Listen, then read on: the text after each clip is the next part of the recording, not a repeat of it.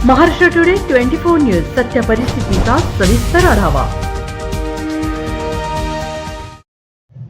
महिन्याभरात 5वा खून, जालना शहर पुन्हा हादरले। गुन्हेगारी रोखण्यास पोलीस प्रशासन निष्क्रिय।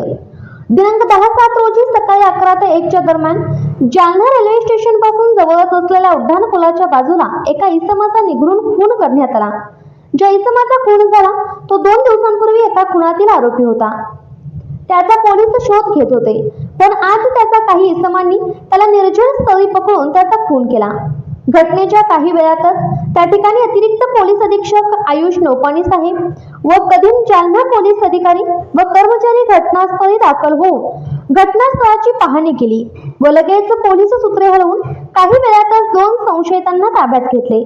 पुढील तपास कदीम जालना पोलीस करत आहेत। लवकरच अन्य आरोपी ताब्यात घेतले जातील अशी माहिती पोलीस अधीक्षक अजय कुमार बन्सल यांनी दिली। महाराष्ट्र टुडे मराठीसाठी ब्युरो रिपोर्ट जालना। सकाळी कदीम जालना पोलीस स्टेशन हद्दीत रेल्वे पटरीच्या बाजूने एका व्यक्ती खुशरो शेख नावाच्या व्यक्तीचा काही लोकांना मारहाण करून आणि चाकूनी स्टॅबिंग करून मर्डर केल्याची घटना घडलेली आहे। पोलीस पण तो ज्याचा मर्डर झाला आहे 2 दिवस अगोदर एक असाच मर्डरची घटना घडली, त्यामधला तो आरोपी होता आणि पोलीस त्याला 2 दिवसापासून शोधत होती। पण साधारणतः व्यक्ती ज्याला त्यांनी कब्रिस्तान वगैरेमध्ये लपत होता आणि आज त्याच्यासोबत त्या अगोदरची घटनाचे नातेवाईक आणि काही मित्रांनी मारहाण करून ही घटना घडलेली आहे।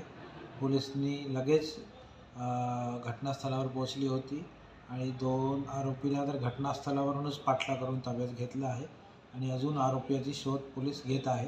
सर्वांना अटक करून कोर्टासमोर प्रोड्यूस करून कायदेशीर कारवाई पोलीस करत आहे। सर, या आठवड्यात 5वा हा मर्डर आहे। पोलीस यंत्रणा कशा पद्धतीने या मागच्या 4-5 दिवसामध्ये बरोबर हे चौथा ते 5वी घटना आहे, पण सगळी घटना व्यक्तिगत कारणं म्हणून झालेली आहे।